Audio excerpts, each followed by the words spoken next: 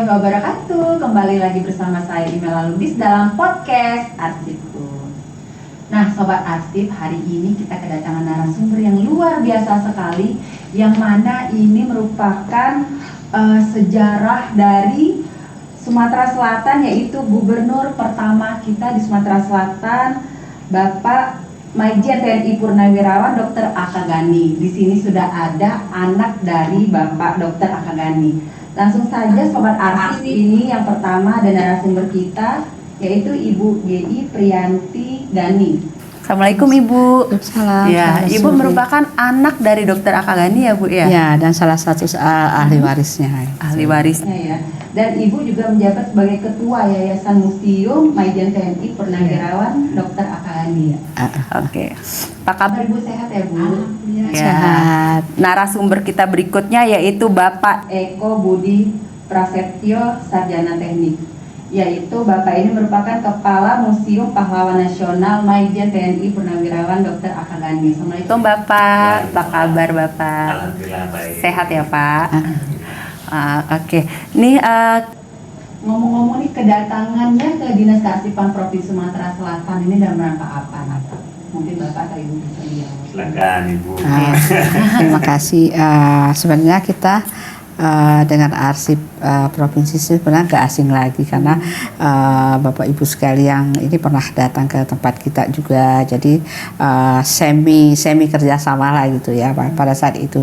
Nah, kedatangan kami ke sini untuk bahwa kita ada bahwa Museum Pahlawan Nasional Aka Gani ini ada termasuk dalam nominasi memori kolektif bangsa. Jadi dengan adanya itu kita harus kerjasama dengan provinsi seperti pendampingan, rekomendasi maupun atau kerjasama lainnya gitu, karena arsip Aka Gani itu akan banyak sekali kan, jadi mungkin karena kami penyediaan tempatnya mungkin kurang memadai, mungkin nanti kita bisa kerjasama bagaimana supaya penyelamatan itu gitu. Benar. Ini mungkin Sobat Arsip ini banyak nih yang tidak asing lagi mendengar Dr. Aka Gani ya Bu ya.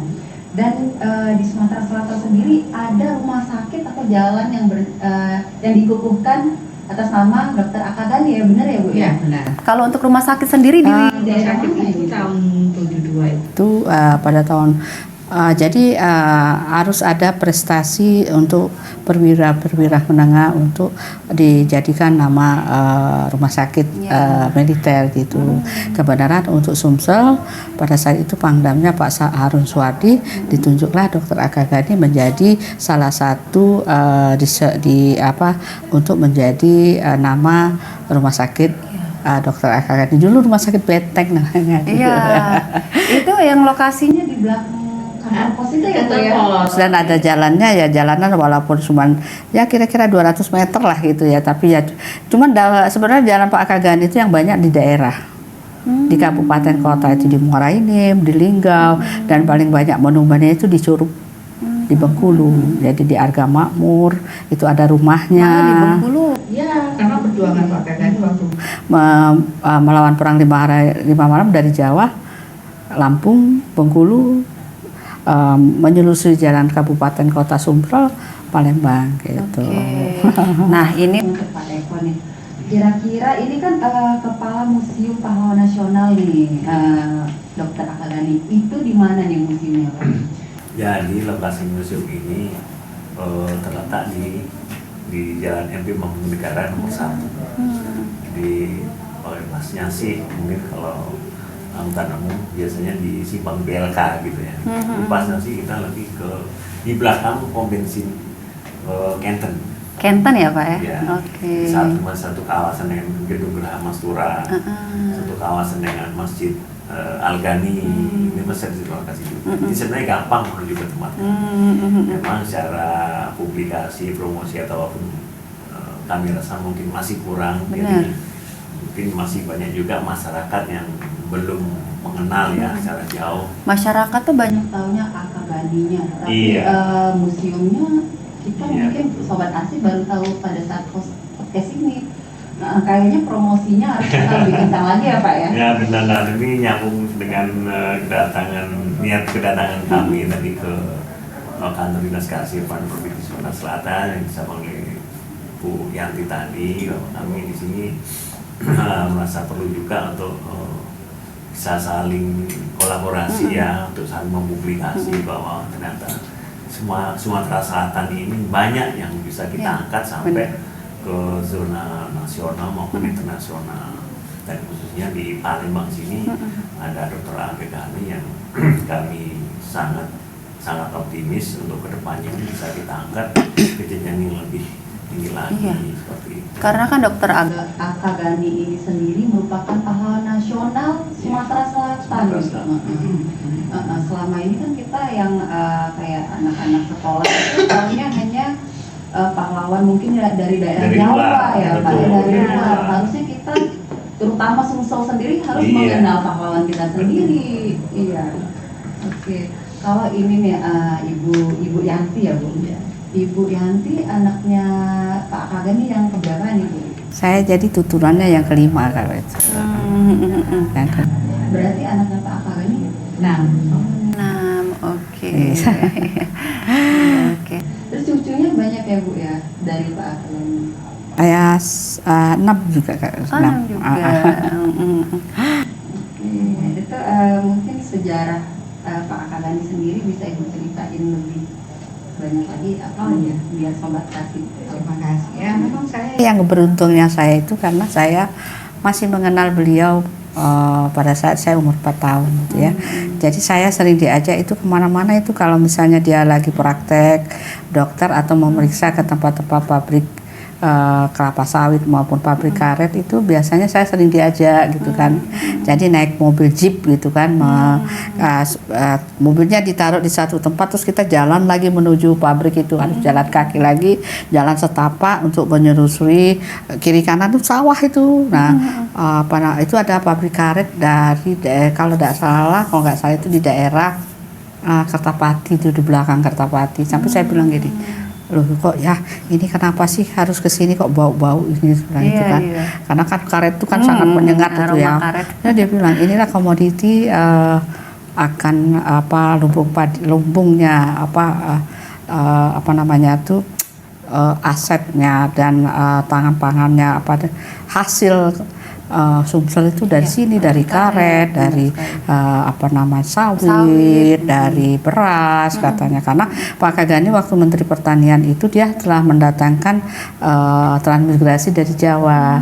Jadi di daerah Blitar sama Tugu Mulyo di Linggau gitu kan. Berarti Pak Akagani juga menteri ya Bu? Ya ada. Dia menjabat 1 Menteri Perhubungan, Menteri Kemakmuran, Wakil Perdana Menteri. Jadi urutannya dari residen pertama Palembang, Gubernur militer, Wakil Perdana Menteri pertama militer ya dia, terus jadi Menteri Perhubungan, Menteri Kemakmuran, terus Sekretaris Asia Afrika, Kongres Asia Afrika, Delegasi Perdagangan Ekonomi di New York tahun 1948, Perundingan Linggarjati, pembebasan Irian Barat di Belanda, Havana-Kuba gitu. Oke.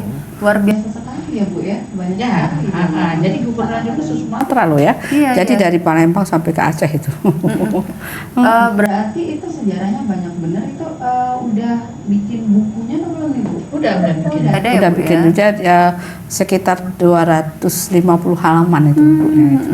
Iya kan biar orang bisa tahu, bisa baca. Ya, makanya nanti kita kalau ada rezeki kamu Cetak ulang yang lebih eksklusif lah gitu kan, karena memang kita waktu itu terbitnya tahun 95 gitu kan. Udah lama Bu Udah ya? lama. Ini ada Jadi rencana di-upgrade. terbaru lagi. Iya, gitu, jadi kan. iya memang malah kita yang aslinya juga ada lagi waktu itu Oke. tahun 2025 itu ada dari provinsi dinas sosial itu yang menerbitkan. tapi nggak tahu Kalau sekarang mudah-mudahan nanti gubernur yang akan datang juga ikut membantu untuk menerbitkan ulang dari pemerintah gitu. Iya. Apalagi benar nih berkolaborasi dengan kita dinas kearsipan. Benar. Mudah-mudahan arsip lama atau sejarah dari terutama Sumsel kan bisa kita simpan dengan baik di sini Iya, dan kita karena bisa memberikan informasi kepada masyarakat. alhamdulillah kita masih lengkap itu Mbak. Jadi oke. jadi setiap dia pengangkatan SK-nya dalam perjalanan dinasnya, tulisan-tulisan beliau, tapi kebanyakan memang bahasa Inggris dan Belanda. Jadi kadang-kadang kita butuh penerjemah juga gitu. Makanya tentang apa nih ya, tentang masalah kita ikut program MKB, jadi satu fokus tentang pembelian pesawat pertama swasta bernama Pionir Pak Akagani gitu. Mungkin nanti bisa dijelaskan sama Mas Eko. Iya, luar biasa, luar biasa. Nanti kita tunggu aja buku yang terbarunya ya, Bu, ya, Amin. biar semua sobat arsip bisa membaca. Amin. Dan kalau sekarang kan udah digitalisasi, bisa nih masuk ke sistem jaringan informasi kita lewat Dinas Kearsipan Ya, Pemerintah. ya. Jadi Bisa. orang kan bisa seluruh dunia bahkan bisa tahu. Memang jadi kalau misalnya Ya itu kan teman-teman di arsip dari pusat juga, karena Pak Akagani memang udah dari lokal, nasional, internasional, Iya. karena setiap klik di Google apapun dia pasti Langsung muncul gitu. muncul, ya. Yang paling banyak Dan kita arsipnya di juga udah Belanda. nggak asing lagi. Iya. Oke. karena pasti karena Ada satu mahasiswa yang memang dia studi banding ke Belanda, banyak sekali Pak Akagani Iya, arsipnya di tentang situ Pak Bu, Akagani. katanya dari rahasia sampai yang terbuka katanya gitu. Wah saya bilang alhamdulillah. Luar biasa. sekali. Mungkin itu saja wawancara kita. Nanti kita lanjutkan untuk di hari-hari berikutnya. Mudah-mudahan Ibu Yanti, Pak Eko sehat selalu. Amin. Alhamdulillah. Nah, sobat arsip, itu Itu tadi wawancara kita pada hari ini. Sampai jumpa di podcast berikutnya. Assalamualaikum warahmatullahi wabarakatuh. Salam arsipku.